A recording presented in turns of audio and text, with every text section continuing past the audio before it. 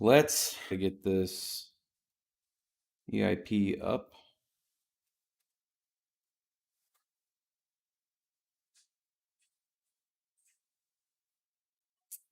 And talk to some concerns that are going to be in the industry right now with any kind of advancement of proof of stake. There's a lot of different questions coming around related to it, and I want to have a conversation with you guys.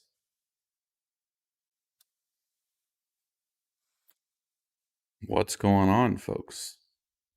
Good afternoon, good Sunday afternoon to people if you're still in the States.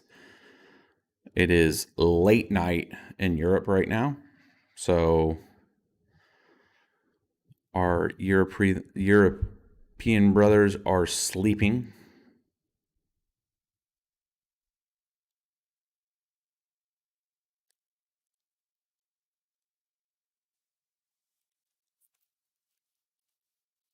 Whitebird says, now I know this guy's a troll. Oh, maybe he's talking about me. I love having additional scrutiny in the chat that I can talk to.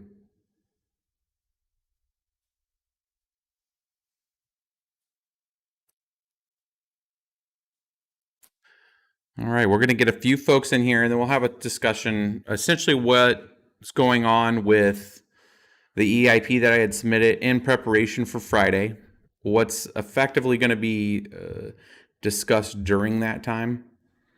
Use this kind of as a soundboard to get also some feedback from you guys, and make sure that I'm taking a good understanding story from the miner perspective. I want to make sure that people understand where a lot of this is coming from, and knock out some of the misnomers that this is all about greed and trying to enrich miners. Because at the end of the day, the security in this network's paramount. And if there's an issue that needs to be discussed on it, it should be brought up, and we shouldn't feel like we can't bring that up. So, because if somebody doesn't bring it up and something happens, then everybody's going to be pointing their fingers and looking around like, how did this happen? So this is going to be pretty loud. It's been uncomfortably loud for people to have this discussion when it comes to issuance adjustments and that sort of thing, because it gets caught up in a discussion of greed in that. And we're going to talk through some of those issues. Before we get too deep into it, make sure you guys, I have adjusted the desktop sound, so you guys should not see any of those subscribes or anything like that. So just to make sure that that's a thing.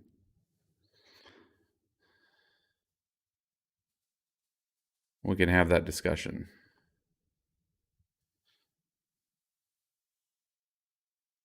Ken McMonaghan says, I'm going to be happy to move away from ETH. This stuff has been so toxic on Twitter. I mean, there's been quite a bit of display of disgust when it comes to the miners. And what I would say, if you're a miner and you're listening to this, take a lot of the hate with a grain of salt. Some of the people don't understand the basic dynamics of proof of work.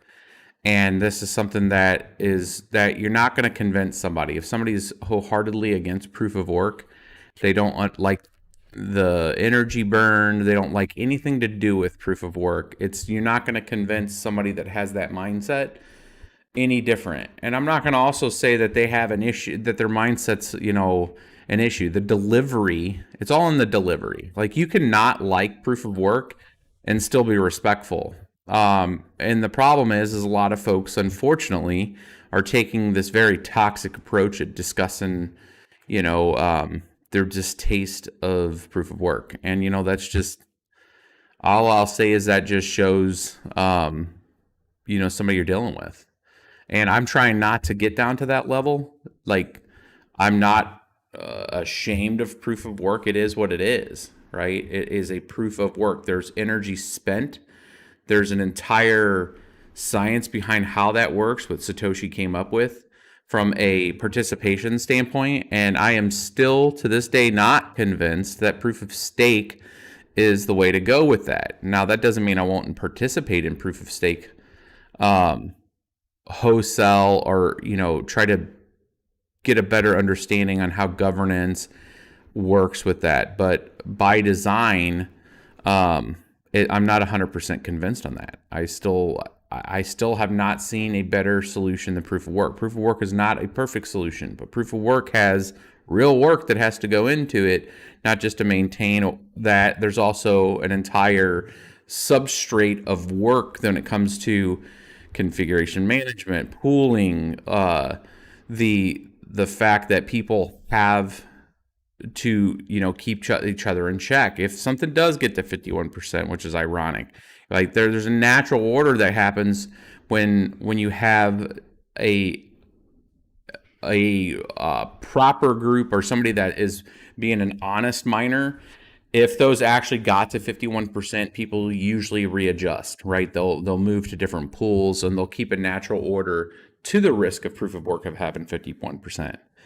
And even with Red Panda putting out a statement out there about trying to coalesce a group of folks to show that, hey, miners are agile, even though some of that I agree was in hindsight is in bad taste because it shows that miners can collude to that point. It doesn't get around the fact that miners in general have been pretty an open group to discuss with things. People are not doing what people would think that miners would do, where they would just keep all the information to themselves.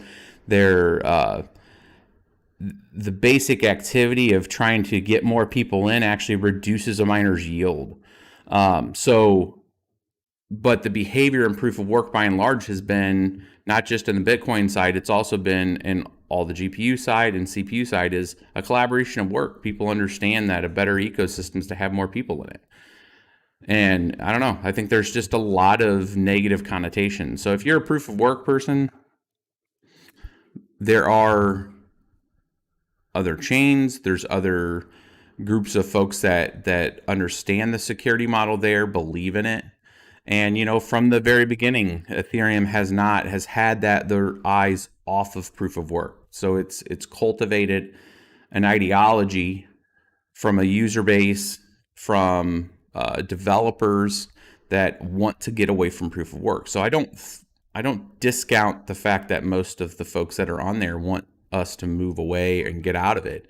It's just understanding the dynamics until proof of stake is ready.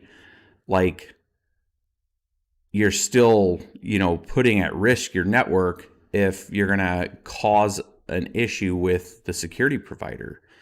And that's not like a threat. It's just like literal, like there's a huge disconnect in the system right now with the security providers being the miners and the development, all core devs, and the user base being really fueled and charged by some particular influencing holders, causing to charge the base up against proof of work, which is kind of dangerously counterintuitive. And this is part of the reason why I see an existential risk. People don't think that it's going to happen because Ethereum's too big to fail. But like right before they're about to launch this thing, they're putting it at the highest of risk. And I'm trying to pitch a different solution to say, it's not about trying to make the miners happy. It's literally, you have a forced projection of work out there, and you're going to have a situation where you're getting a balance upset right at the most critical time of integration with the new system. And like, we shouldn't even be having these conversations. It should be maximum security, transition plan, which includes how proof of work will come off the network and how proof of stakes will take over on a particular thing. It should be celebrated. And it's being met with a completely different connotation here. And that's part of the problem, is like, proof of work's been around for 6 years for Ethereum here, and it's not had any incidents. And right now we're getting towards the end, and we're potentially having an incident, right? So like, It's the wrong way. It needs to be cooler minds need to prevail on it. Any of the influencing investor side, you're causing irreparable damage not only to your image, um, but people are going to see, especially if there is something that happens when the dust settles, they're not going to be blaming the miners on this. That it's a byproduct of the security ecosystem, the economic incentive that upholds that network. And when you're attacking it, and then you're taking away from that system, you're reducing your security profile. People take all of those words I just said and wrap it around that miners are being greedy. It literally is upholding a network's security profile through an incentive. So when you change that incentive, it changes the security model. They are part and parcel of each other. They are connected at the hip. So there's a confusion based on the nomenclature that's used to call that greed. And I look at it completely different, because not only being a miner, but even outside looking in, like, that literally is your security budget. And that's literally what keeps you safe from the bad things that can happen on cryptocurrency blockchains. So like that's a huge issue. So like the narrative is creating a lot of toxicity on the system. And everybody needs to take a step back and look at understanding the plan is to move to proof of stake, but it should be done gracefully, not through attack vectors. And everybody needs to back up a step. Because also there's a lot of concern that I have from this continuation and this buildup to a bad event. And the whole time we're sitting here trying to protect the network. We're trying to tell people you need to make sure the incentive is correct, to make sure you have enough force projection on the network to where you don't have a risk from a nefarious actor, and then that you have a good strategy on a transition plan when you come to proof of stake. If that is ahead of sharding, there's an entirely other issue that comes down. That's going to be a transfer from the miners, being a lot of the hate coming to the miners, moving to the ETH all-core dev team, and maybe some of the influencers that are on the big preach of trying to switch it over to proof of stake. But one of the big pieces right now is that by deploying proof of stake ahead of sharding and rollups are coming. They're already almost here. There's the spec, the design, loop ring. There's a few layer 2 options out there. But for that to actually work right, there's a whole bunch of things that have to happen. You effectively have to take your wallet, your ENS name, like your entire layer 1 ETH platform, and effectively move it into layer 2. There's an event to do that.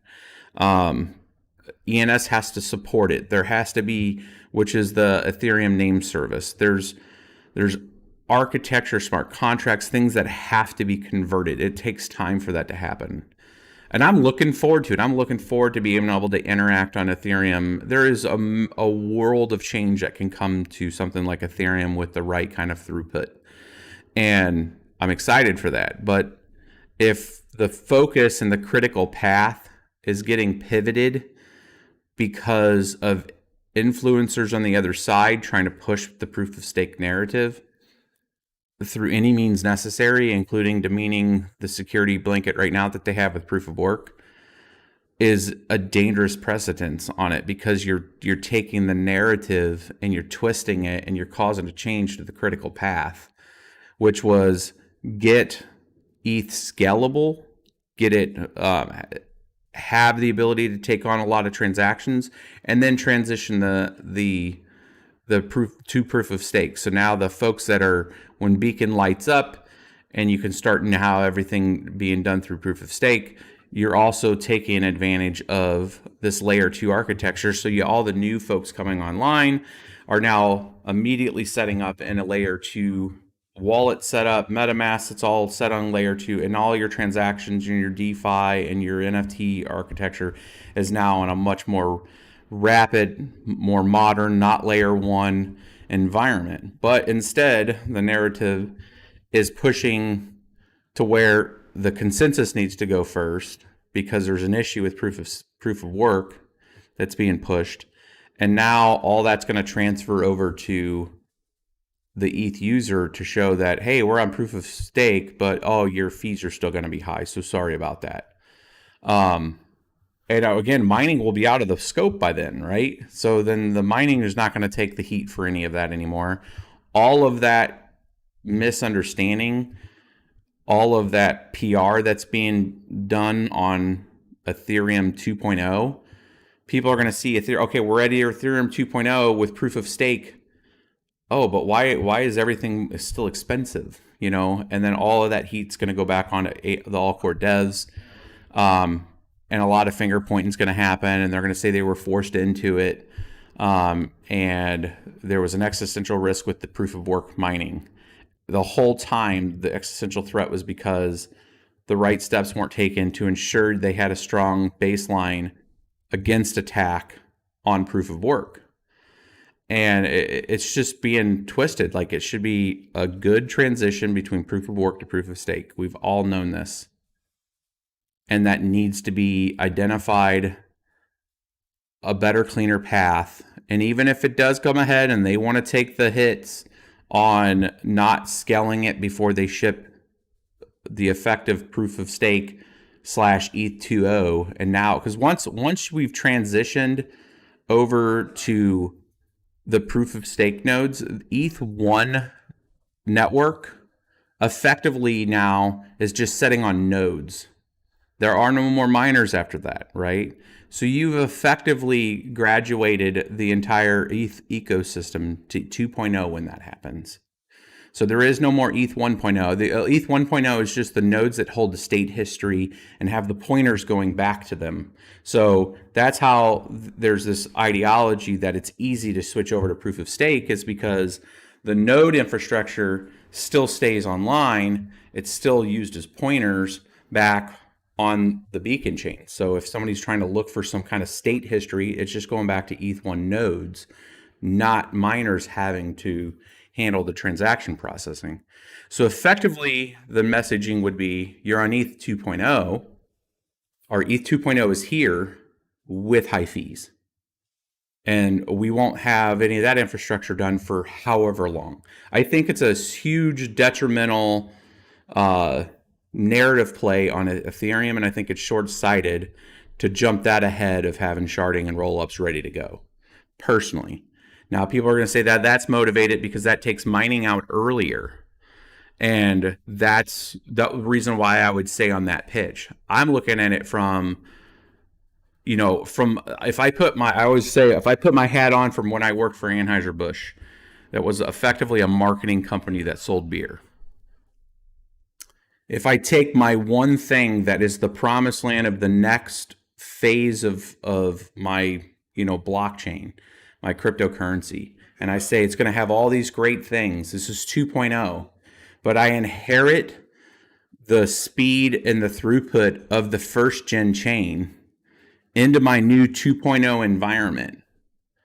What kind of risk are you taking from a PR standpoint if it's not fast, or if it's just like a beta version for the few people that have switched over to Loopring and some of the 2.0, but the majority of the chain is still on this more antiquated, quote unquote, environment where we're all still having to deal with high fees. Where even this weekend, I had my brother and some friends over trying to work them through NFTs. They want to take some music, they want to take some of the art that they're putting together, and they're going to create NFTs. They wanted to know about it. That's why some of the things that I was putting out on Twitter was asking about more about NFTs, because I don't have a lot of information about NFTs. I'm learning. I understand how to deploy to a 721 smart contract. I know about Rarible and a couple other things. But part of the issue with all that was the deployment of the NFT to the contract, and it was going to cost like $86 to deploy it. And I'm like, well, this is part of an issue right now with Ethereum, is until it starts to get into a better architecture when it comes into the scalability, because there is so much business happening right now on Ethereum, and there's a lot of DeFi arbitrage that's happening that's causing a run up of the fees. Until we get to a more modern architecture that's running on roll-ups, the entire layer 2 solutioning that's out there. There's a couple different ways to scale. We're going to have to deal with this, and for the ETH to take that transition time and shorten it to move to proof of stake to really put ETH 2.0 online. Without that, it just seems like a bad move. I would think that I know that they're running parallel, but if one launches before the other, it's pinnacle when it comes to messaging. And I think they really need it. I'm going to bring this up on Friday. I'm going to try as hard as I can not to stay political and make it more of a technical discussion on Friday with the reasons why I think there needs to be a slight bump in the ETH assurance to offset any of the downside risk with 1559, and then have a decay that takes that down to naturally wean off mining. People understand a schedule.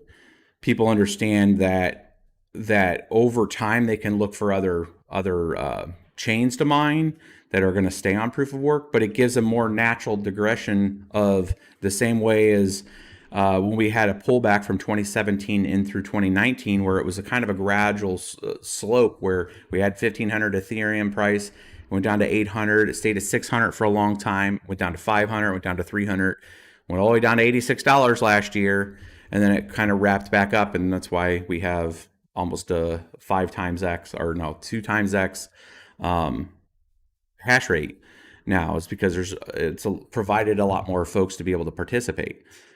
There needs to be a slow degrade of that issuance, or at least an attempt. Like, we can't still even control it. We have no control of price. So if issuance is up and price is up, a lot of mining will come on.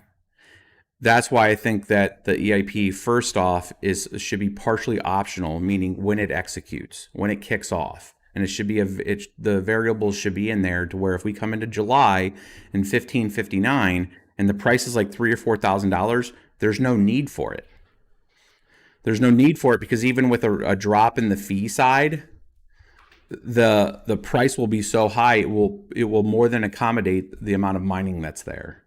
And then it's only in place for if you have a rapid drop and you have a risk standpoint of a lot of that hash rate falling off, because at the end of the day, it all comes back down to size of pie that's on there. That's where the risk is at. People are not tracking that. It's like, oh, it's trying to make miners rich. No, it's about the forced projection of hash power to a particular network, and then the rapid decrease of that hash rate coming off that brings it as a vulnerability.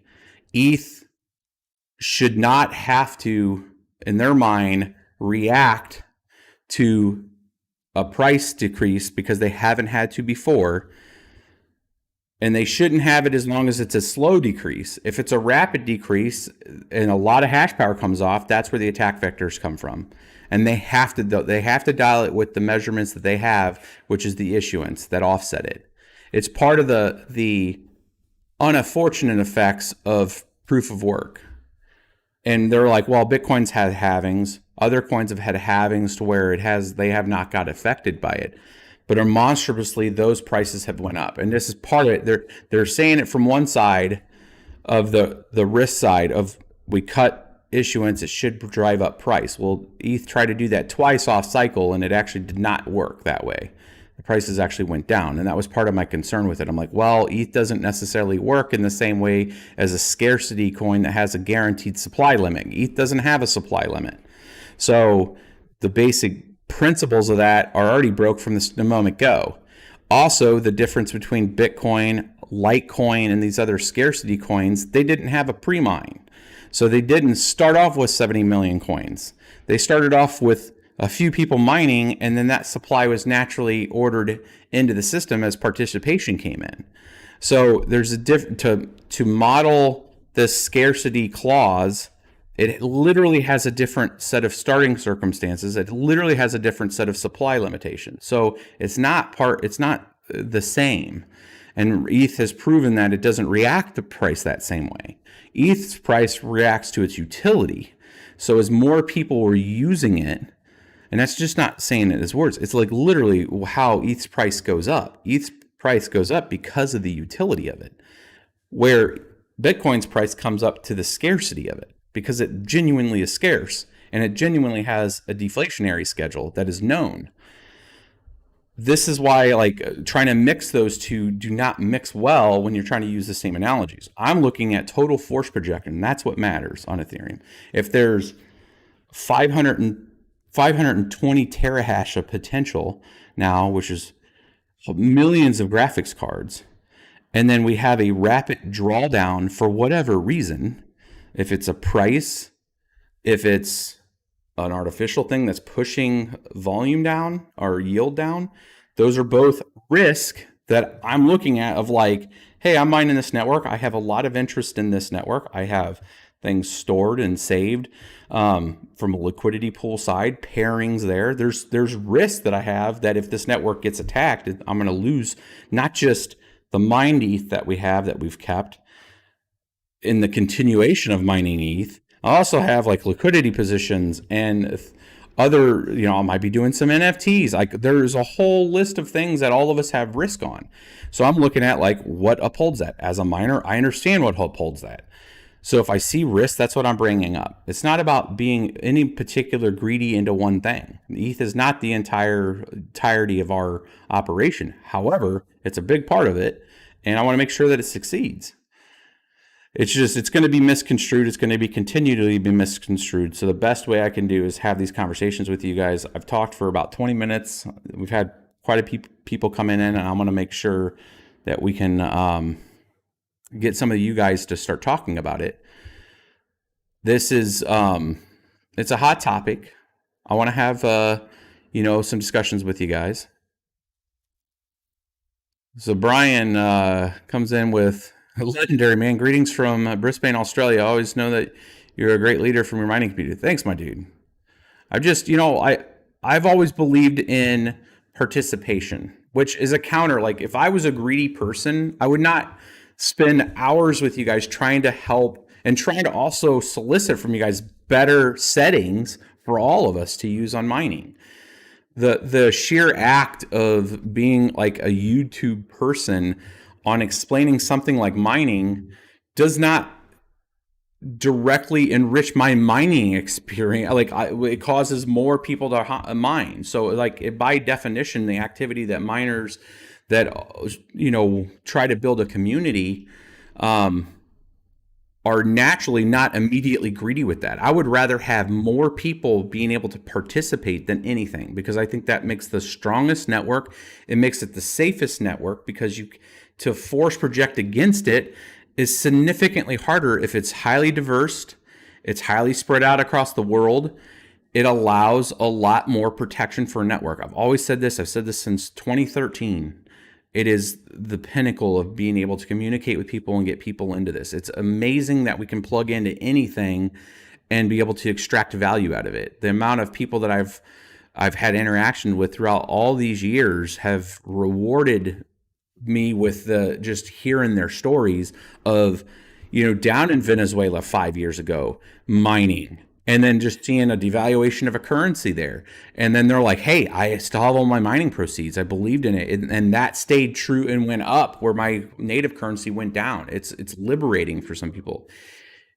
Having exposure to those kind of stories to people to understand that, hey, if they only had 2 GPUs in mine for 6 months, I have a basic understanding of what they were able to bring in yield wise. And like, yeah, man, that's a huge amount. And this value went up. And sometimes it's went down. And I've had to take those conversations too with people of like what's going to go on, and still stuck to the fundamentals of how important this space is. It's mining is it's a mechanism of security with economic incentive built into the core principle of this, the blockchain of the particular cryptocurrency that has proof of work. And it's fine that ETH wants to move to proof of stake. It's always wanted to. It's done a lot of innovation in trying to make the proof of stake of its dreams, right? It just didn't take some canned solution. It's been working on the ideology of how the finality and how the proposal system works with it.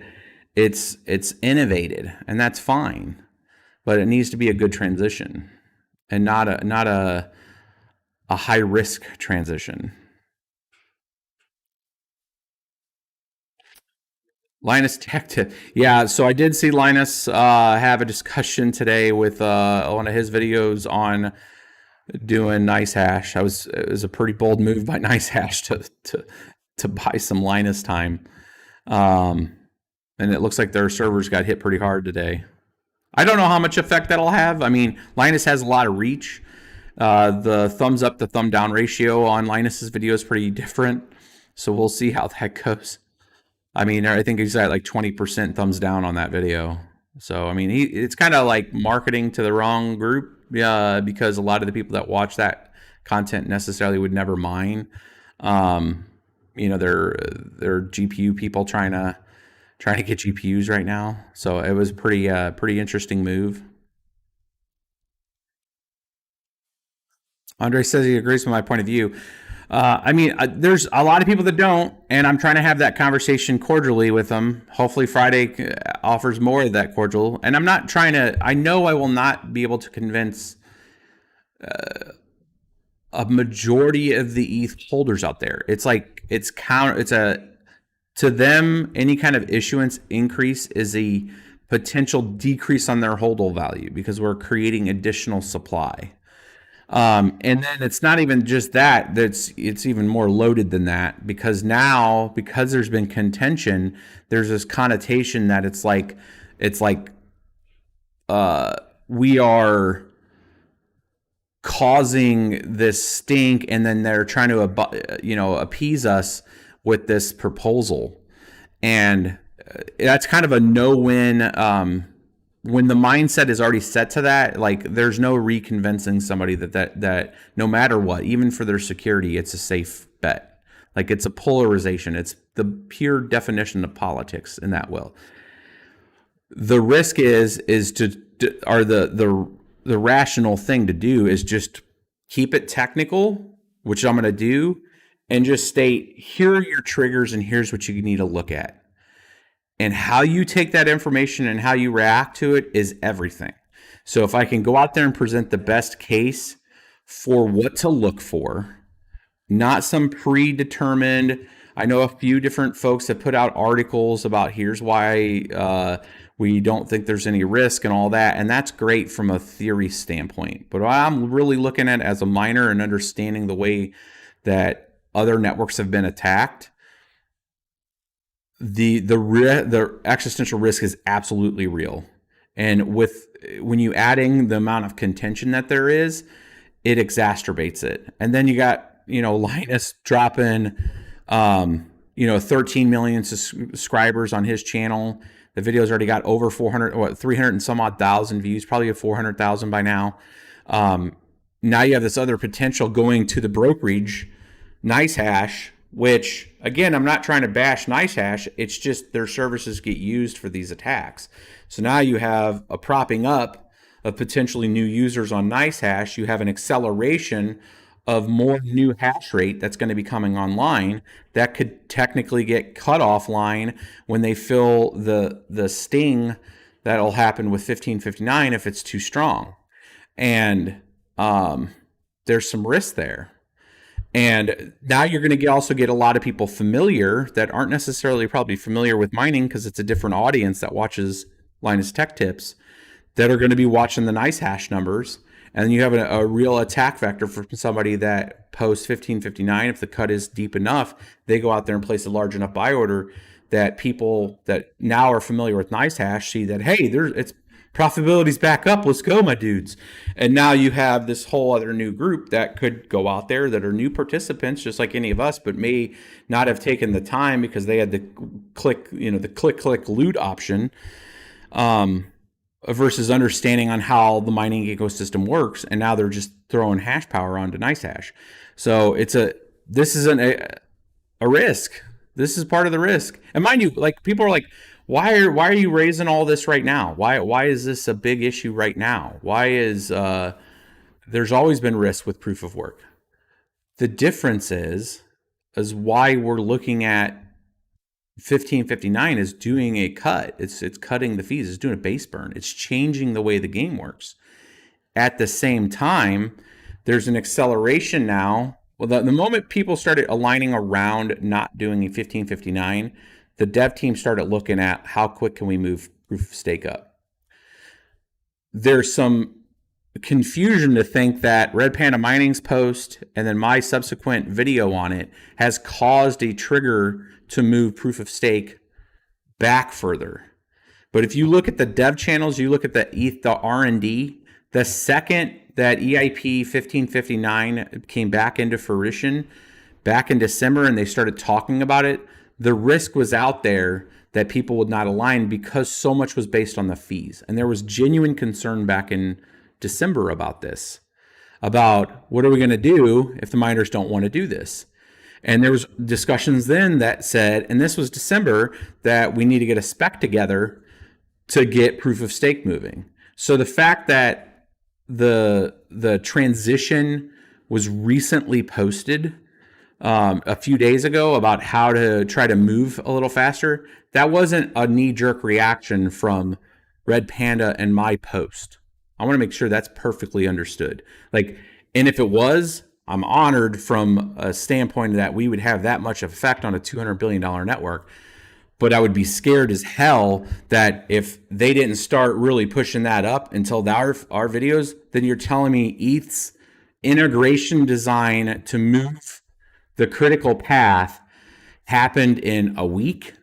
And is that a really smart move from Ethereum standpoint? The answer is no. This has been looked at since December. Could they switch the critical path? So I want to make sure it's abundantly clear that, one, if our actions seemingly moved the proof of stake forward, that's a demonstrably no. The fact that it came out after our video is very close is just the work that's been happening since December to finally make that trigger known.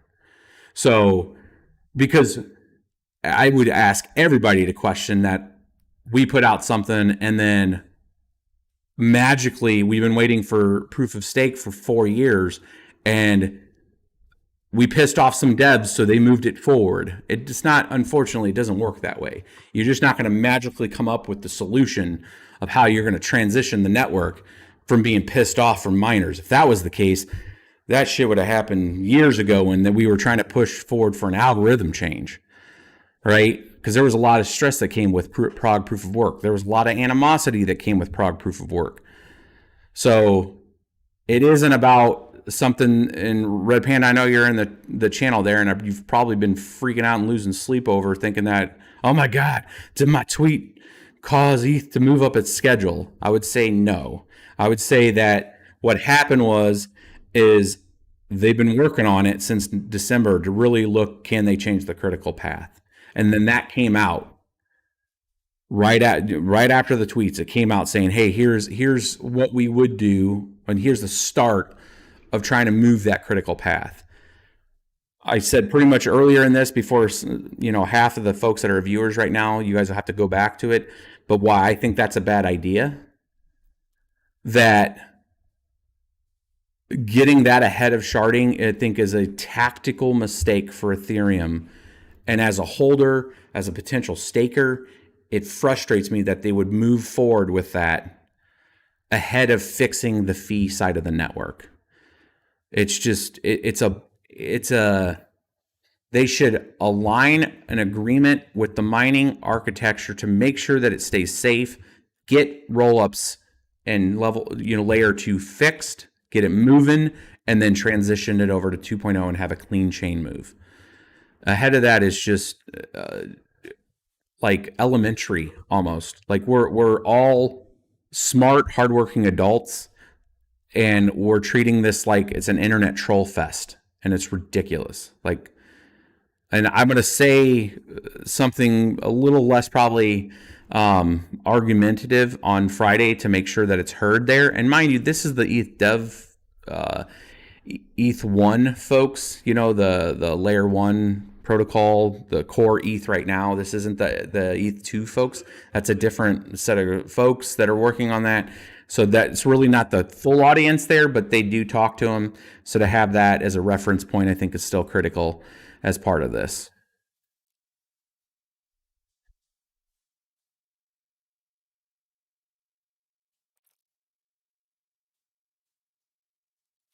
Let's take some of your guys' questions. So it's been about 39 minutes. I want to make sure that this is about an hour video just to make it tenable for people to rewatch. Crypto Twitter is so toxic. I think Twitter in general allows for polarization, and it's hard to get a good conversation on Twitter. That's a known thing. I mean, I'm not trying to convince anybody on Twitter. I have had some content out there that people can reference and go back, but a lot of the core discussions happening on ETH Magicians, they're the site that allows more of a forum based discussion on EIP 3368.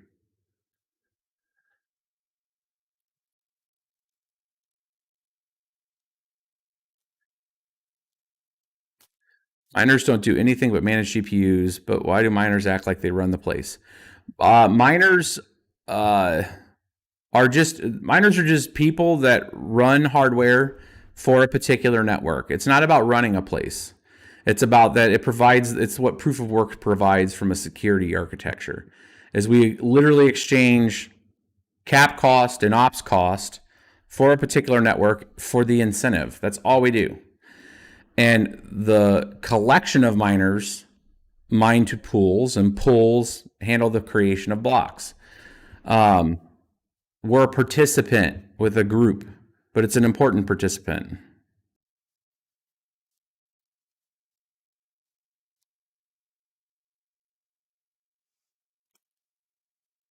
The Susanator, thanks for focusing on the solution, not emotions. I'm not usually razzled with stuff. I mean, there's obviously annoyances. I am human. But I'm trying to keep my eye on the prize of what this is, and it's to protect the network as an investment from being part of.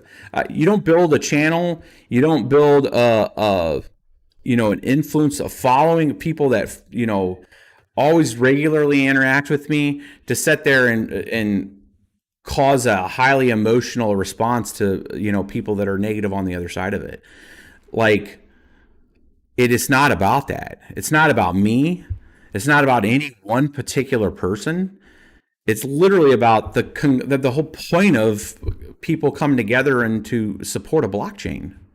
We support it from a security architecture standpoint, and there's certain activities that we need to make sure that people understand how to do when they're mining. Efficiency, cost, ordering and stuff. There's a responsibility to that, and I'm going to hold true to that responsibility that I've chose to take on as a participant in this space that has a platform to talk about it.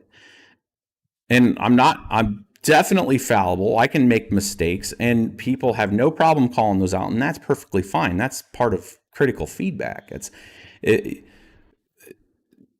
People grow, like when as a leader and a manager at the various positions and jobs I've had in my life. The one thing I learned is you got to be a good listener. You got to hear people's solution. You got to hear what their concerns are. And then it gives you a better understanding of, one, what the situation that you're working with is, two, how to structure discussion that is ensuring that you're taking in their opinions and feelings into it, and then trying to find a constructive way to meet in the middle on some stuff. And some stuff you're just genuinely not going to match up with folks. Like I am not wholesale on proof of stake, but that's not going to mean that I'm not going to participate in it. I just feel that there's still a lot of open gaps. There's a lot of governance open gaps with proof of stake. There's a natural gravitation to centralization. There's the incentives on the structures with like something like ETH2 are to ensure that you don't get slashed, right? So you're going to go for your 5 nines, which is your highest uptime availability, to where you're not offline. Well, now you're starting up cloud nodes. If most of ETH's 2.0 infrastructure, because most of the node infrastructure right now runs on cloud architecture, it runs on Infura, which Infura is on clouds. Its dependency architecture is now on large companies, right? And I don't necessarily, that can be manipulated if the right narrative is pushed to compress the ecosystem. There can be a lot of triggers that can be in kneeling on specific types of things that happen in crypto if most of its architecture is running on companies. as an individual miner, this isn't a company. Like I'm mining here. You guys that are mining at home, you're an individual quote unquote contractor with no social contract that can participate, leave and go at any point in time, and you're compensated because of the network. That's true decentralization.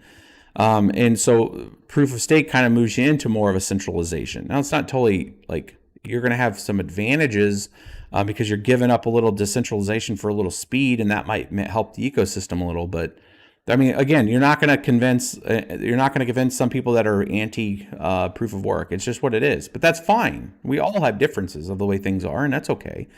But people should be able to talk to each other through those differences and not sit there and if anybody's been tracking what's been going on Twitter, it's been an event. I have pretty tough skin though. I mean, they're not gonna just trigger me on stuff. When's Bezos chain? Amazon does have AWS has some it does have some Ansible scripts that allow you to spin up some cloud chains. Pools are also centralized. So pools, there are almost every major network has lots of pools. Pools take our individual hash power and we pool it to go through a better strategy at making sure that we're extracting value out of the network. There has always been a concern that pools are a centralization of a network, but the difference is you can change your hash power at a moment's notice off of a pool, right? If a pool is doing something bad or nefarious, we're going to have this discussion with pools here after we get through Friday. And what I mean by that is like the MEV that's being extracted from the systems might not necessarily be going to the pool providers. So the provider, the pool hash providers.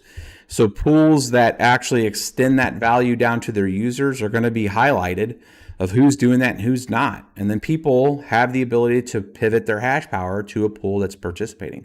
So why there's a centralization, I would call it a federation of hash power to particular pools. The individual contributor can pivot their change to that. So there's still it's a centralization by proxy. So the method, why you could make an argument that it's a centralization of hash power because there's only so many pools. It's only through a proxy because miners can change at a moment's notice.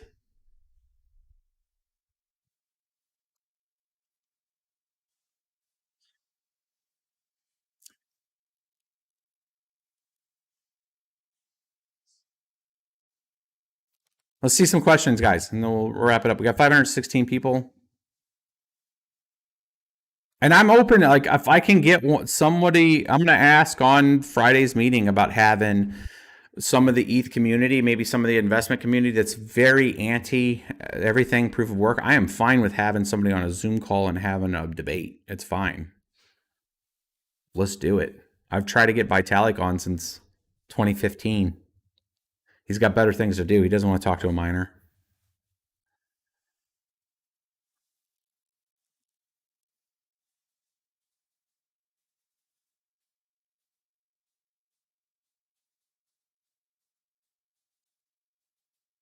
It's being labeled as attack. So the hash rate moved to Ethermine for all intents and purposes has been called off. But on Friday, I'm going to officially talk to it at the ETH dev call about making sure that people understand that the message has been heard, and we're now able to talk about the risk.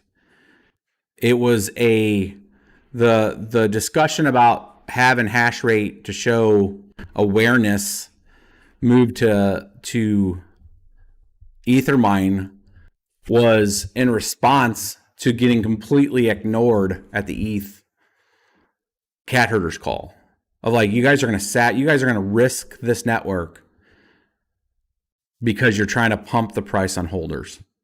And that is not a good move. And as a participant on this network, we're raising awareness. Awareness has been raised. I mean, the media took it and treated it as if we were going to attack the network, which was never the case. Ethermine never came out and blessed any of the actions that were being talked about. And Ethermine had every option that if it started to see a larger amount of hash power move to it, that they could have prevented that by stopping incoming connections, which I firmly believe they would do, because they don't want to also create an existential risk by proxy in that case. So the voice got heard. I'm on a call on Friday with the dev team to talk about the risk for a second time, now through an EIP, and why the EIP 3368 might not be the end all be all. It might not be, right? There could be changes that are required in it. There could be a different curve if they firmly believe that there's going to be an acceleration of staking to move that to a proof of stake to move that up by a year. Maybe the curve changes. The risk is that they haven't hit any dates to date and everything slips, and that's okay. As a developer, as some person that's ran development teams, I understand. It is what it is. Like, things come up, and I'd rather crawl, walk, run that versus sacking a network. Releasing in a cryptocurrency blockchain has a little different effect than releasing to an apps network. I see a lot of people complain about the speed at what ETH developers or most development teams, Avalanche, it doesn't matter. ADA, Cardano. I mean, still can't get a wallet right on Cardano. But people are complaining like, hey, the speed of development. You're literally talking about value exchange. You're literally talking about people's money. You need to get that right. If you mess that up, the penalty for failure is very, very bad. It is like literally the worst thing you can do from an app standpoint, an app that controls money and that controls keys, especially with like wallets and especially with the transfer of like new blocks. If they rush proof of stake and you have a finality freeze, right? Like that has to be absolutely rock star perfect. The same thing with smart contracts. It has to be rock star perfect. If it's not, funds get depleted. People's livelihoods could be gone because of it. This is not messing around kind of stuff. And this is my whole pitch of why you don't want to mess around with playing game theory probability risk low on your security model. You want the most. They should be pitching to the ceiling that they have the highest security of any network, including Bitcoin, right? That should be the narrative. But instead, the narrative is now pitching to where miners are the greedy bastards and we all need to be kicked to the side of the curb. It's unbelievable to me. Like, you had a $200 billion network and you got people yelling at the top of their lungs that the people securing their network, securing their funds, are the enemy. It's unbelievable. It's a disconnection of understanding the architecture. Literally, mining is exchanging hardware and effort for the incentive token. And for that incentive token, that is the whole token. There is no USD that comes from falling from the sky. It literally is the token. So that token happens to be worth money. And when networks are getting bootstrapped in the very, very beginning, it's a promise. It's a speculation that the development effort and the utility that's going to go into it is going to be worth for you to spend your hash power, probably at a loss in the beginning, to bootstrap the network and get some security on it. This is the way proof of work works. And the same way that proof of stake, that they're trying to get people to lock up 32 ETH for 2+ years with a very small upside. I think the 32, if you locked up ETH in December, you've made about a half of an ETH. Out of 32, you've made a half of an ETH. And people have asked me on Twitter, like, hey, why haven't you started a proof of stake node? And it's like, well, I look at that. I mean, this was ETH at what, $1,000? Not even $1,000, $800 in December. Not even that, like $500, I think it was. And I'm like looking at it going, well, DeFi is kind of on fire. If I put a liquidity position with Uniswap or I do some other thing, I'm probably going to get more yield over those 2 years from this other activity. It literally was a math problem to figure out, do I lock it up for 2 years or do I make that ETH work for me in some way? Right? So I'm literally just taking a different strategy with it. Doesn't mean I won't stake. It just means that I don't know if I want to lock it up for this continuous schedule where I'm not going to be able to get it out. And if that goes 4 years, now I've locked up 32 ETH for 4 years, that could have been a different investment strategy with that ETH and the forced projection of what value that brings. It's not that I don't have a problem with it. I'm just saying that, like, the ideology is just so one-sided when it comes to certain Twitter discussions.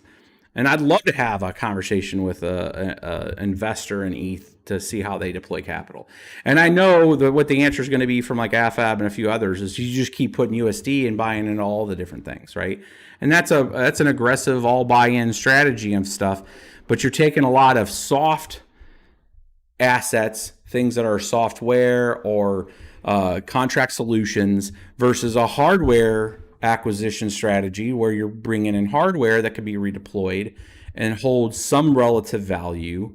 And it's just a different investment strategy.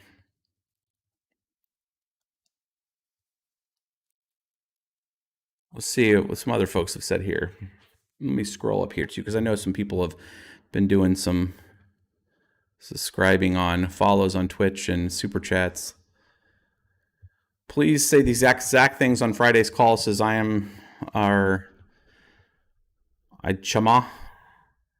plan to, my dude.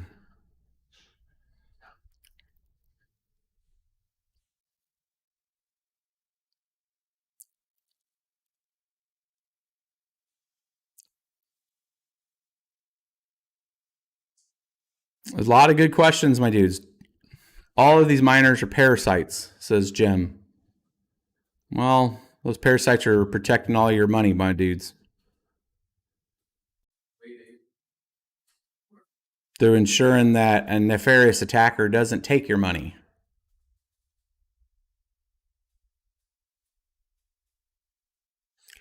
LTT's new video killed ETH mining. We'll see. I'm actually gonna keep track of it this week and see what's the hash rate bump. He says parasite. Well, I mean, you have your opinion, my dude.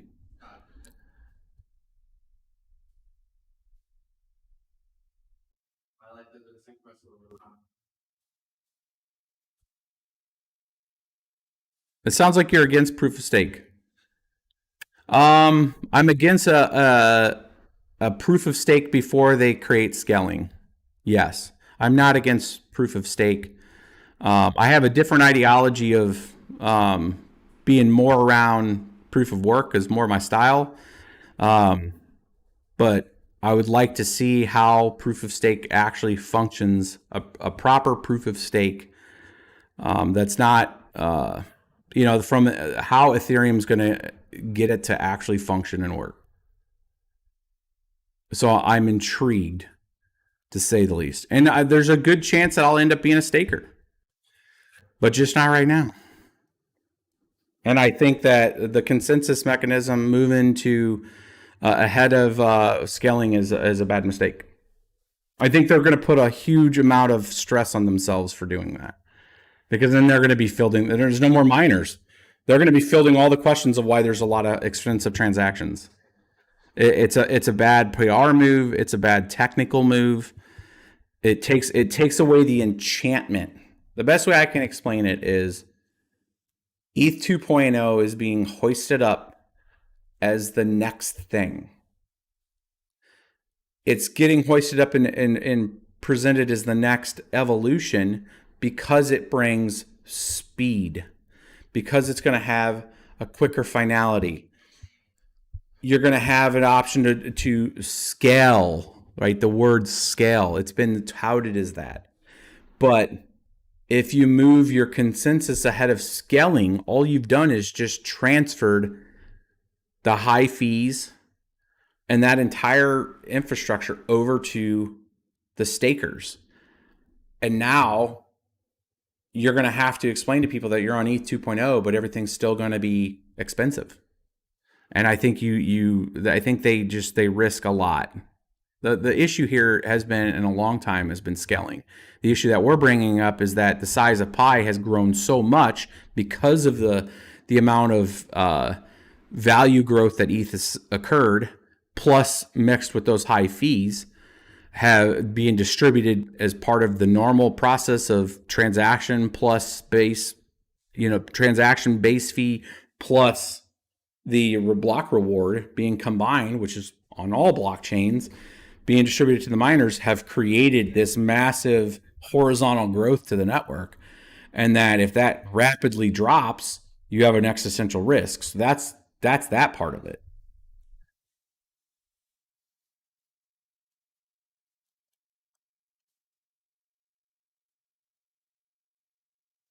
I see a lot of questions about Vertcoin. I will cover Vertcoin coming out of the end of the next couple of weeks. I've downloaded a Vert miner. I used to have a whole bunch of videos on Vertcoin back in the day.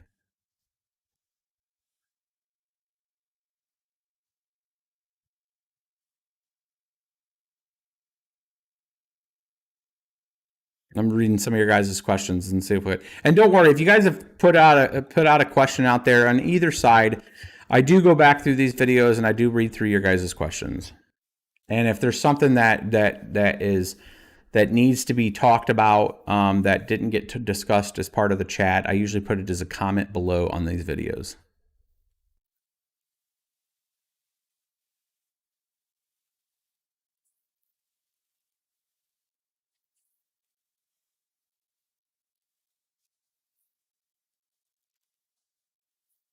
And so before we wrap this one up, I do want to cover a couple of quick things. One, I have talked to Micah. I don't know if you guys remember some of the discussions we had a few weeks back with Micah on the channel. And he was talking through what transition looks like. He was talking through some things that had to do with MEV, which is the miner extracted value. I have been talking to him about coming back on and us talking through some of the ETH 2.0, what's it mean from a proof of stake transition standpoint, what's the likelihood, what are some of the unknown questions. Like I have questions such as, if proof of stake moves over ahead of scaling, the high fees that will still include a base burn will also still have all the arbitrage in there. A question that has not been fully answered for me is, does that fee arbitrage go to stakers now? Or is it fully burned? Or can stakers fully get that? I don't have that answer yet. And if that's the case, we have a whole other set of issues, obviously, that is interesting from a PR standpoint that they would take on that, because now you're effectively transferring the argument that we're greedy miners processing transactions that people are just paying higher for, and now transferring that activity and that growth to stakers. So is stakers now going to be the greedy a-holes that don't want layer 2 because they're making a lot on the stake? Right. So I want that question answered mechanically, because it starts to change kind of the concept of like, okay, so it's not that miners are greedy here. We're trying to protect the network and we see an existential threat. But if you move the consensus over quickly, then stakers now would be getting those fees. Then is that a reason for not transferring bringing sharding ahead of it? I doubt it. I don't think the developers are thinking it like that. But I do want to know that if they're able to extract that MEV, then that's an interesting transition to stakers. Don't know that officially, so I want to know that. So I've asked Micah to come on, try to explain some of the dynamics that are going on there and how some of that functionality works. I know that from a sharding and a roll-up standpoint, he was saying that he's probably not the best person for it. I'm going to try to find somebody that understands that, to understand the scale and scope of what's required technically. I can make assumptions of how long that's going to take based on history, when it comes to like how long is it going to take for people to get all of their various exposure into layer 1 into layer 2, getting their ENS names, getting all that stuff transitioned, all that. Like I can make some basic assessments of like how long it would take me to do it and how do you incentivize everybody to code do it. It should be an easy incentive if it's going to be cheaper fees. Like most people would spend the night to figure out how to move all their stuff into that environment just to be able to interact at a cheaper level. But there's a handful of different questions I want to have asked. I think that having that asked, I think would be very interesting. Why do you love ETH and have a BTC shirt on? What, this one here? This is my BitsBeTrippin shirt, my dude. BBT, BitsBeTrippin. And it has a Bitcoin logo because this channel, if you look, my dude, was around before Ethereum. I know it's hard to believe that a YouTube channel was here before Ethereum was here, but I was showing people how to mine Bitcoin back in the day. And then I was showing people how to mine Litecoin and Dogecoin and Feathercoin and a lot of other proof of work networks before Ethereum was even a thought in Vitalik's brain. When I was on YouTube showing people how to do mining, Vitalik was writing for the Bitcoin magazine and playing WoW. So I've been around for a bit. So that Bitcoin logo is from when this channel was created back in 2013. And Vertcoin, just a shout out at Vertcoin, was mining Vertcoin back in the day.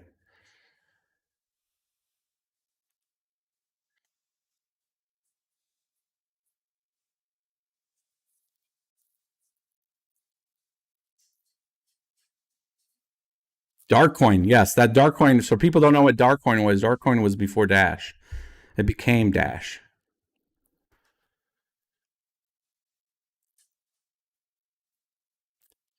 A question from Maverick. Do you feel like the devs are listening to EIP-3368 just to have them try to diffuse the situation and at the end they don't care?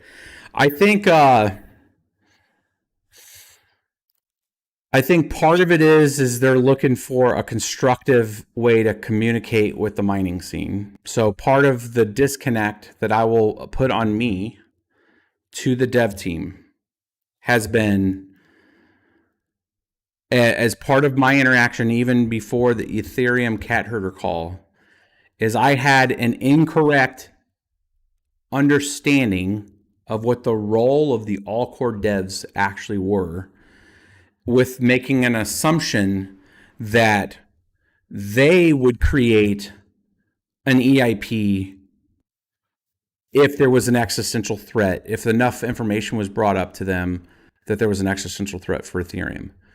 The reality is that Tim and team were expecting me or somebody bringing up that content to actually create an EIP on behalf of that and then present it to the all-core devs. So that is part of the disconnect that I actually had with them, of thinking that they were going to do this. And it was me yelling at the top of my lungs, like, hey, you have a problem. Hey, you have a problem. And they're like, hey, cool story, my dude. You make that and then you present it to us. So it was a disconnect in that nature. So that's why I went out and created it and said, here's an option to try to fix and create a glide slope for mining as you transition to proof of stake. It's immediately being construed that we're just trying to pump up our volume, our yield. When in reality, the base fee burn that's out there, and from the modeling that I've seen so far, is we're probably, even with a 3 ETH base, a 3 ETH block reward, there's a high chance that still more is going to get burned per block.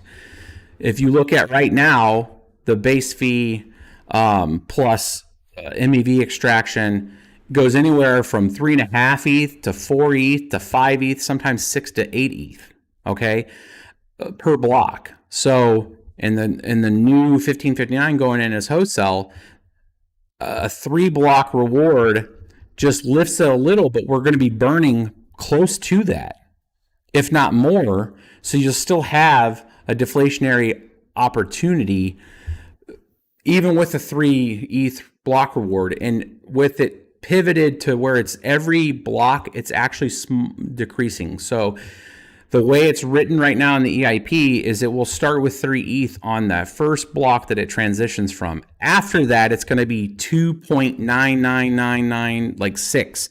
And it's going to tick down every single block. It will decrease all the way down to 1 after 2 years in its current form. There is a chance that if proof of stake is moving forward, and let's say they put it out a year from now, that might get adjusted. I still think a 3 to a 1 glide slope in 1 year is pretty aggressive. 2 years sound more reasonable. Maybe we find somewhere in the middle. Maybe it goes to 2.5 and it degrades down to 1.5 or something to that effect. I think the premise of the glide slope, though, is what's really relevant, and that there needs to be a slow transition to allow folks to start moving to other coins. It also doesn't take an effect because they can't control it. If some other network gains a huge popularity and outshines Ethereum from proof of work mining, Ethereum naturally will lose miners because of this activity. If Vertcoin or Raven or any of these coins have expansive growth for whatever reason, like I've said over and over on Raven, because of its high yield, has a higher chance to take the brunt of ETH's mining. If Raven coin doubled its price right now from 19 to 40 cents, which mind you, it hit 30 cents, it could take a good portion of Ethereum's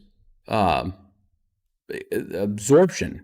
It could take a quarter of all the hash rate on Ethereum before you would start breaking even with Raven coin.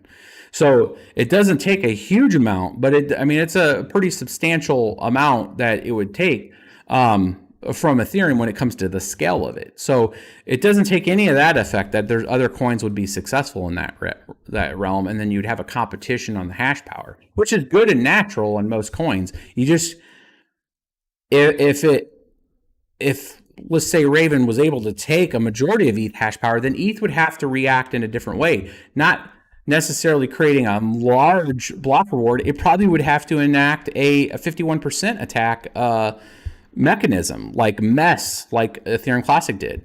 And that's another option that it can do too. And if it doesn't want to increase issuance, it can just take the risk of losing a whole bunch of miners and then protect itself against a 51% attack by implementing something like MESS. Now, I don't see them implementing something like that without going through audits and all kinds of other stuff. And we know that takes a lot of time. So it is one of those things of, if lots of hash power comes off of ETH's algorithm is not protected against a 51% attack. It's not complicated. It's literally that simple. And it's nothing personal. It's literally just the way things work. ETH's algorithm right now is Ethash. Ethash has been monstrously attacked multiple times on other networks. If the hash rate comes down low enough, because people have went to another coin, because ETH cuts a whole bunch of reward, there's a whole bunch of different factors. Everybody's been very myopic on their viewpoint that ETH can't be attacked. And I'm looking at it like there's a much larger size of pie out there mining now, which means there's a lot more force projection, which means there's a lot more opportunity for people to go to brokerages, for people to go to other coins, for people to go and have, it's just, there's a lot more now than there used to be. And now you have this ebb and flow that could actually come back and swing and hit Ethereum in a negative way. That's why I'm pro max security with Ethereum right now. If that's through issuance, that's a way to do it. If people are not, the palate does not want that, their appetite is not wet to pay for more security, then you got to protect the network in another way. You got to implement something like a MESS. You got to implement something that protects it. Like Ravencoin has a protection now. Ethereum Classic has a protection now, to where there's an exponential that causes where you need more than 51%. You need a whole bunch more than 51% to attack a network. This is all I'm saying. How it's not complicated. And it's not loaded. There's no benefit to that. More ETH being distributed to miners means more participants.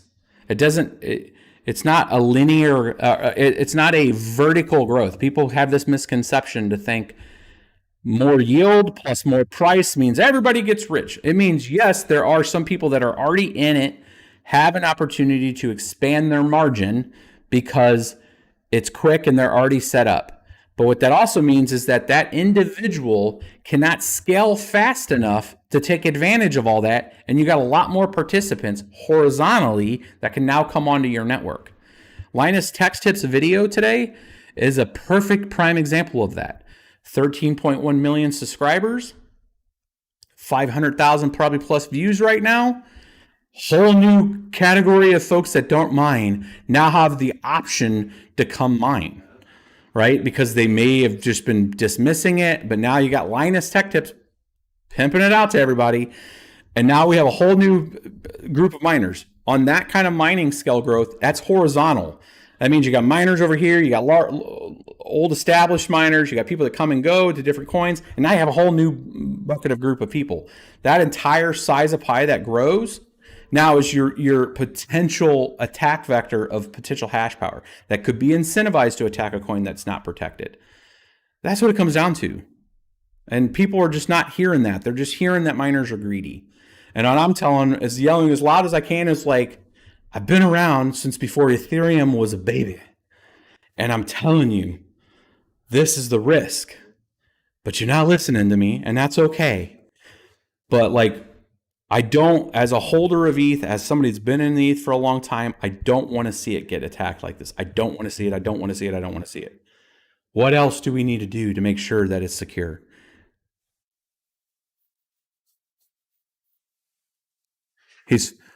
Linus sold out. This is what somebody said. Serpent, lunch for all these work you've been doing, or flowers for Miss BBT, because you've probably been in the office typing, writing hours in the night. So sorry, but Miss BBT will tell you right now that this has definitely been a taxing time. My phone tells me how my uptime has been online, like the activity. And last week I was up 61% of my screen time. So in the effort to try to make sure that this stuff's secure for you guys, like I'm definitely putting in some time. And I hope after Friday I'll probably take a small break. And I just came off a good R&R, so I was super charged up for this, but like it's been an event. Chris at Flexpool super chatted, $10 Canadian. What's up, my dude? I'm going to have you from Flexpool, and I'm trying to get Bitfly, Ethermine, and somebody from Sparkpool on a Zoom. I would like to have a group call with the different pools, and I want to talk MEV with you guys at some point, because there's a lot of speculation and questions that some mining pools have been extracting MEV and not really distributing it to its participants, and that's obviously that's an issue we got to work through. But it takes time to set up those things, make sure things are right, and I get it when it's closed betas and stuff, but we're gonna have to figure out, like post EIP-1559, how that's, because pools that extend that opportunity to people are gonna obviously get hash power.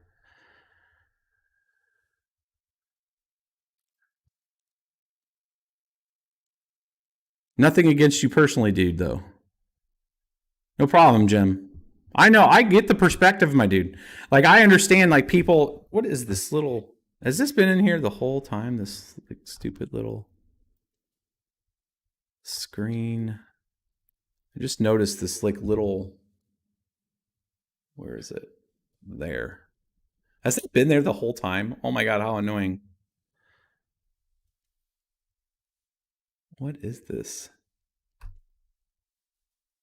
Hide.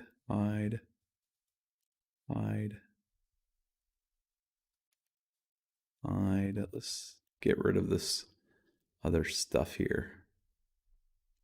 Hide. There we go. Flexpool supports it, they say. Yes, you finally saw it. God, that's so embarrassingly no. Yeah, the little text. I thought he had cigarettes in his mouth. I'm broadcasting in 4K. So on my screen, watching that, it was super small. I thought it was your watermark. Yes, it's finally gone. Oh my God, that's got to be like.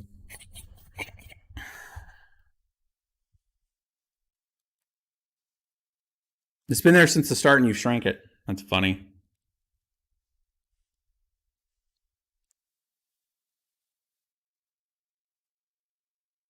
It was there on the last live stream also. Oh my goodness. I'm going to have to customize this view. Nice hash attacks. Phoenix Miner, guess what's next? Well, I mean, yeah, I don't know. I've been so involved in this other stuff, I haven't been really tracking the whole nice hash and Phoenix Miner tracking. Farm is still running. About 22.5 gigahash on Ethereum and about 8 gigahash on Ravencoin right now.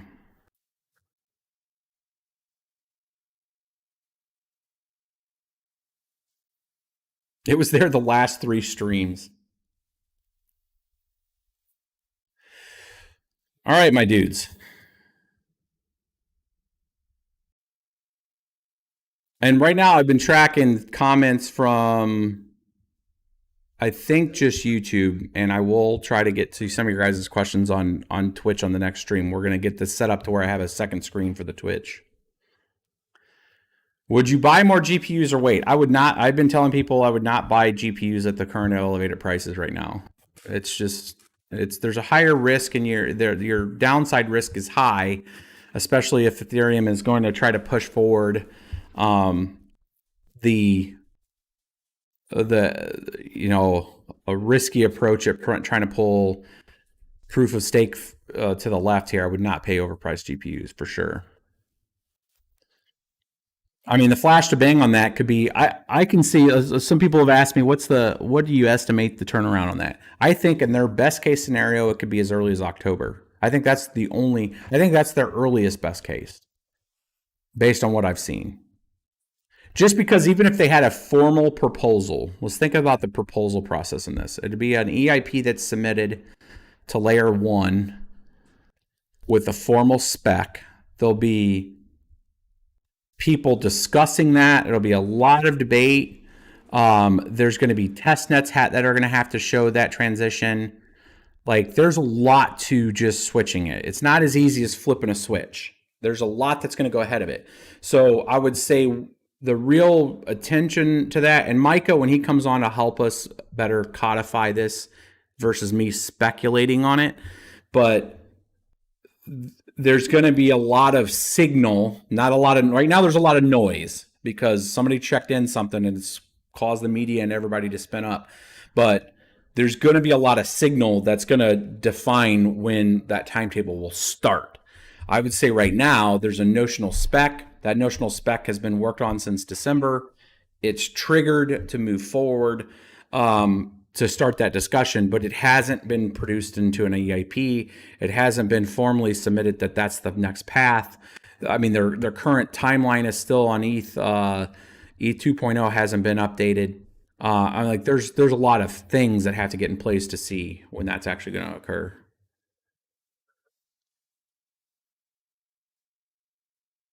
It's transition testing. There's smart contracts that need to be tested. If they're not going to go with all the clients, what does that mean for people that are using other clients and special integrations, oracles? There's a whole bunch of stuff. It's not going to be just flipping a switch. Does EIP 3368 propose bricking ASICs? No. There is a different proposal that is going in about talking that I am not champion. Somebody else is.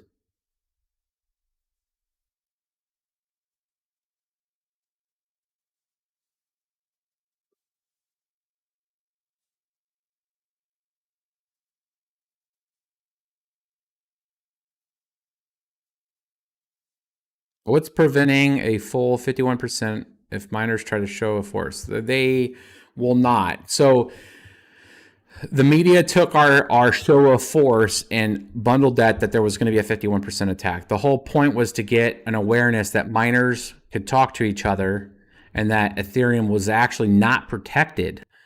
There is nothing in Ethereum's code to protect it against a 51% attack. It literally is just eTash. eTash has been attacked lots of times on other networks. Our argument coming into the ETH cat herders call highlighted that it's not as protected as they think and that they need to address it. That is the risk. It's not nothing that's coordinated by any miners as you're seeing online like this. The attack is going to come from a nefarious actor that is looking to either harm Ethereum or try to get paid by doing a double spend of current ETH they have that they're going to try to sell and ahead of attacking the network. That's the piece of that. Linus is doing a 51% promoting NextHash. Linus is indirectly causing a lot more participation on ETH's network through a whole bunch of people that are probably not normal miners, which is just additional participation. It's just being done at a brokerage.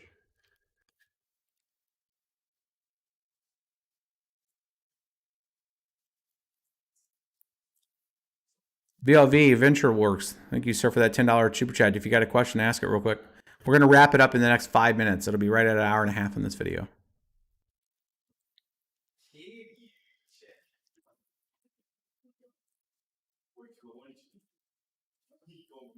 There is some good discussion too. I'll make sure that it's at the bottom of this video.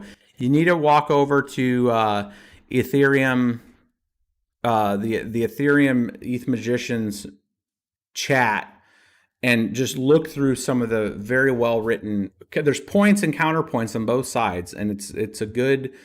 Most of it's been a healthy discussion. It's been cordial. It's even though people have difference of opinions, they're being respectful by and large on that thread. Is Ravencoin ASIC resistant? Yes. So Ravencoin has implemented KPoW, which is by and large all of what ProgPoW core was, which was designed around a GPU. So it takes the mechanics of the way a GPU operates from its core architecture, from its high-speed memory interface, its memory amount and size, because it has a DAG that's included with it. It takes essentially a part of eTash and part of the GPU core and smashes them together into one algorithm. So effectively, if you were trying to build an ASIC, you're effectively building a GPU. So it lessens the growth if somebody wanted to make a very specific ASIC for KPoW or ProgPoW, for that words, if ETH ever moved to ProgPoW, or if it ever would have, it makes the advantages that ASICs would have very limited and very expensive. Cryptomaniac says, Jesus, who cares about Ravencoin? No, there's people that mine it, so people are going to care about it.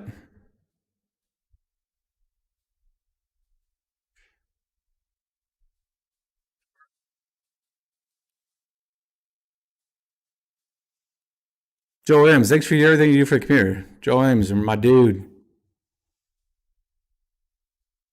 That $10 super chat.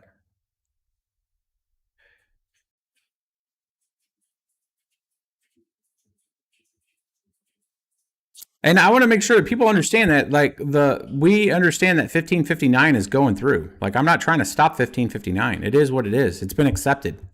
We're past that.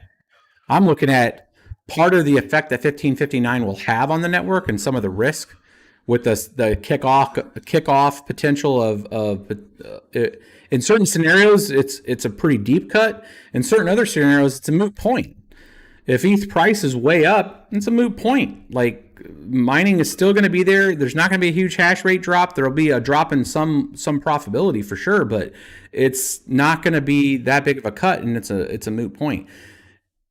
If ETH price, for whatever reason, comes down and the utility or the people spending on fees and stuff go up, and you create a disproportionate out of balance to where now most of the ETH network is being secured based on the yield that is coming from the fees, and then those base fees cut and the price is low, then you're going to have a rapid drop in ETH hash power, and that's part of a problem. Because now you have a size of pie that could be then re-incentived to move over. How do you get your cards? Well, we order them through MA Labs, which is out of Chicago. It's a wholesaler.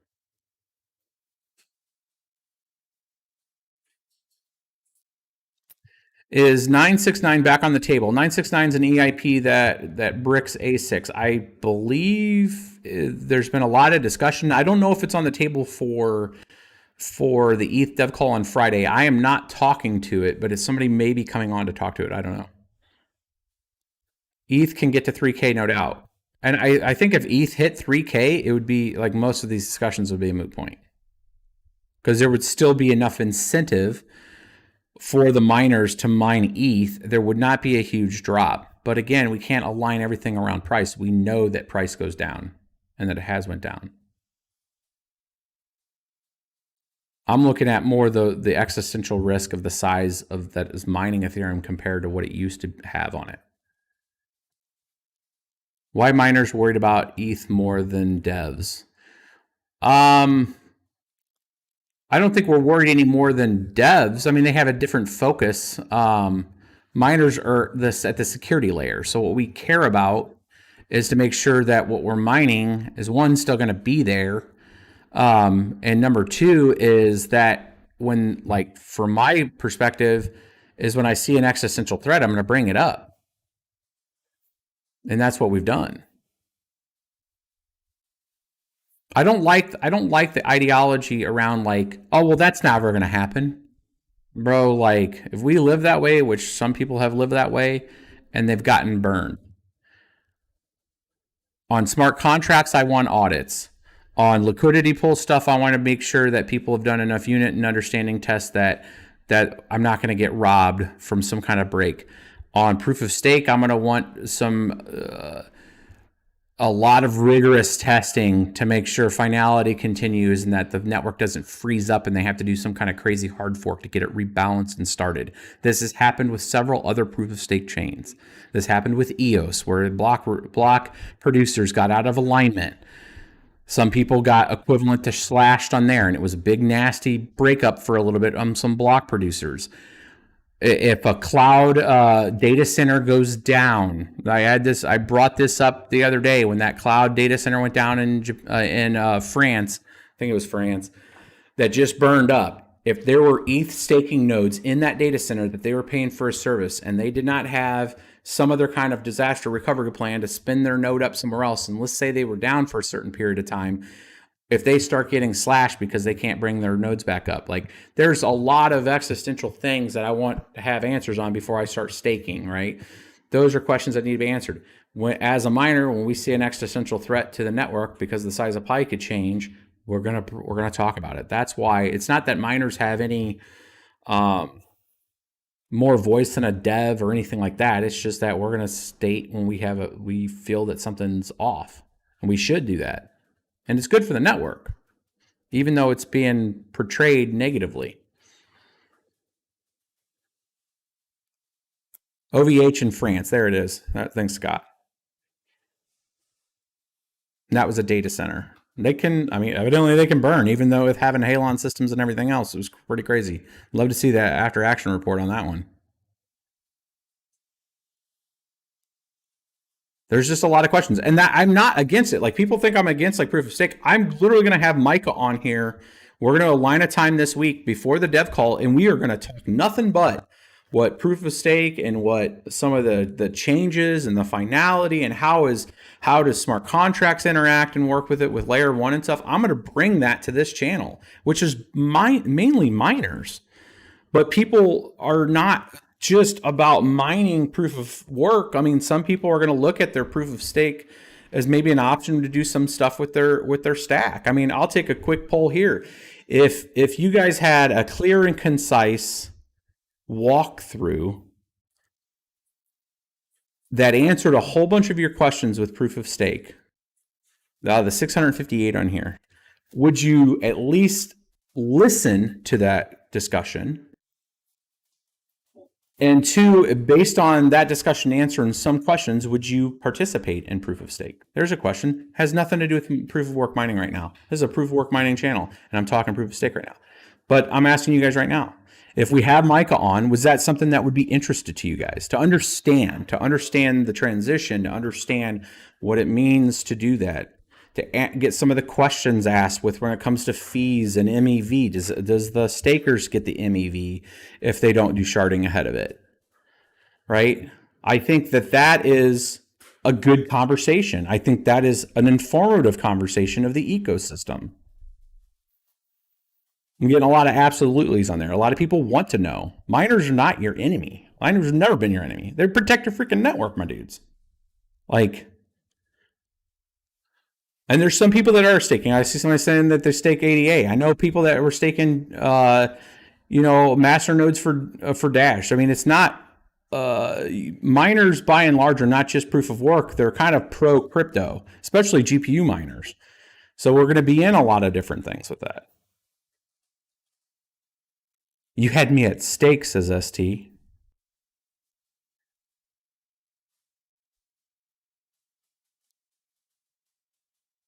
Yeah, somebody says that they're already run one validator on Beacon Chain and moving the rest of the stack to ETH2O when it's out. So some people have taken that position with at least 132 ETH stake and are making the other money work for them in other ways. Exactly. We are the gamers' enemies. I almost feel kind of bad for NVIDIA. Not really, but like they announced this HX series the same time like they announced in 2018. They announced the like P106s, P104s. Or 2017 they announced P104, P106, P102s. And then they ended up having this huge supply because the crypto market kind of crashed. And now NVIDIA comes out with HX series mining edition cards. We haven't seen them yet. We haven't seen anything hit any distributors yet. But here we are now, maybe enhanced, proof of stake coming faster. The big ETH mining may stop, in the next year or something. And then by that time, finally, the HX cards come out. It's just, NVIDIA has impeccable timing. Did you say stake? My dudes, drink. Maybe after the ETH dev call, we'll do a BitsBeTrippin episode. We'll lay out some, maybe like a nerdy bartender thing here, and we'll talk through what the ETH dev call is. NVIDIA trolling those new CM cards. I'm trying to get one, man. I want to see. What's your thoughts on NVIDIA limiting mining? I've had a lot of people be sharing me some stuff on the 3060 showing it mining ETH at 50 mega hash. I'm trying to get a hold of one. I got a girl ask me if I had any 3060s. I might be trying to grab one tomorrow. I'm in for some BitsBeTrippin.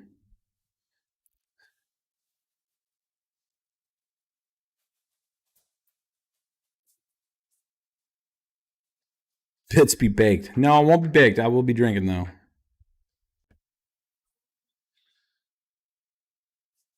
MA Labs does not have any cards. They do have a mining. I did see that they produced a mining box, or they've sourced some 3070 mining edition, or they call mining edition. It's just 3070. I think MSI 3070s, but they were wanting a lot for it. It was like an 8-card box for like $7,500.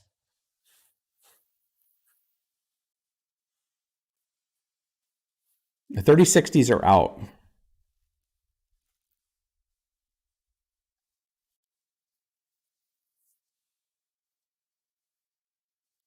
There's already 3060s out.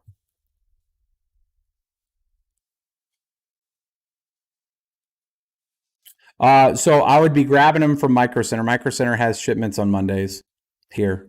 So if I went to go get them, I would be in Micro Center's line at about 5 a.m. tomorrow morning, and I would wait for them to open and grab one. Cryptomanic. I've been razzing you and most of the influencers the last few weeks. I just want to say, respect the hell out of you. Just want to fire up miners and get some unity fighting. It's okay, man. I have pretty tough skin on it, man. And it's a passionate issue, my dudes. Like, I am not going to ever discount anybody that is on the other side of this argument. If you're a holder, you don't know much about mining, you could care less, you want proof of stake. I'm not going to disrespect you, my dude. Like, I get it. But I'm trying to make sure that for everybody's sake that we're not going to sack a network because of just people being mad at each other. That's not the way to do things. Like, let's take a pragmatic approach at it. Let's work together. Everybody in this ecosystem knows you're moving to proof of stake. We should have a good plan that transitions mining in an appropriate way that gives maximum security to ETH holders and ETH people, and then transitions the network appropriately. that confidence and that linkage on folks coming together on that, you inherit an entire ecosystem of miners, people that talk to mining, large grassroots ecosystem as a transitional approach to, be part of that next environment without a lot of animosity. Love always wins the way, my dudes. Like, hate just is not good. It's too polarizing. And there's no reason. I don't hate anybody on the other side.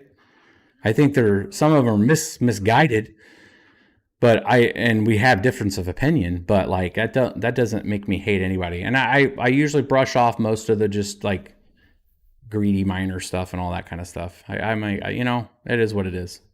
We grew up on the internet, my dudes.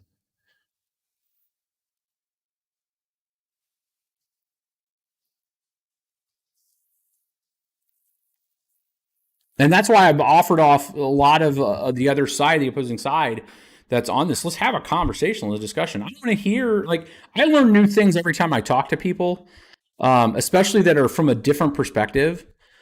Like, and I find that enriching. That's a good conversation. I like, oh man, I never thought of it that way. Like, that's an interesting approach. That's why I've also came out on like the April 1st thing and came out and was like, you know what? The media took it, like the media takes drama and they spin shit and then it fires everybody up. And then I look at it like, hey, maybe it was a little short-sighted. We were not thinking of the way that would be misinterpreted on if we're like, hey, let's show that mining can be agile and people can move between pools, was turned into, hey, you guys are attacking the network. It's like, well, no, that wasn't the plan. It was showing because there was the ETH Carter call said that there's no way miners can do certain things. And we were like, well, no, actually we can. And that turned into a flip of that was an abuse of power of sorts. So I was one of the first that came back out and was like, hey, it was a short-sighted approach to try to get attention to an issue that is an actual real threat. We are not your threat. I'm not attacking the Ethereum network. Our stuff goes to probably something else after this, right? We're not proven attacking it, but other networks have been attacked, and I wanted to make sure that was heard. That message has been heard now, and we're on a docket talk security on Friday's meeting. But it didn't go without like having some, breaking some glass, as it were. So having that discussion point with somebody that's on the other side of like, you guys are the enemy, let's have a proper conversation. ETH's always putting words in our mouths. I don't know about. I mean, they have opinions and they want proof of stake, and it is what it is. But we can get there. Get there through a conversation. All right, my dudes. I think I'm going to wrap this one up. I said I was trying to shut it down after an hour and a half, but I kind of just start talking and stuff, and it happens. And we end up going long. So hopefully this was a quick, good one. I will have some normal content. I promise for you miners that follow, we'll have some content. I still have that 6800 XT or the 6900 XT rig content that I want to bring to you and show you guys. I'm trying to get some HX cards. We're going to have Micah on one of the videos coming up this week before the ETH Dev call. I'm going to try to get the pool video together with some of the bigger pool operators, if it's CTOs that are operating pools. I want to talk MEV. I want to talk post 1559 and how that looks with them, have a good discussion with them. We might have another creator call with Son of Tech and other folks. We'll have a call like that with everybody ahead of it too. I think people like the community calls, so a lot coming up. Share, like, subscribe if you guys see, and just if you're on the mining side and you're seeing a lot of hate on Twitter, don't get all fired up about it. Let's Oliver branch them over, point them to this video, say just watch and listen for a second. Hopefully your perspective gets covered. And we'll get it discussed on Friday. All right, my dudes. I will catch you tomorrow, especially if I get a 3060 from Micro Center. We'll have a discussion about that. All right, my dudes.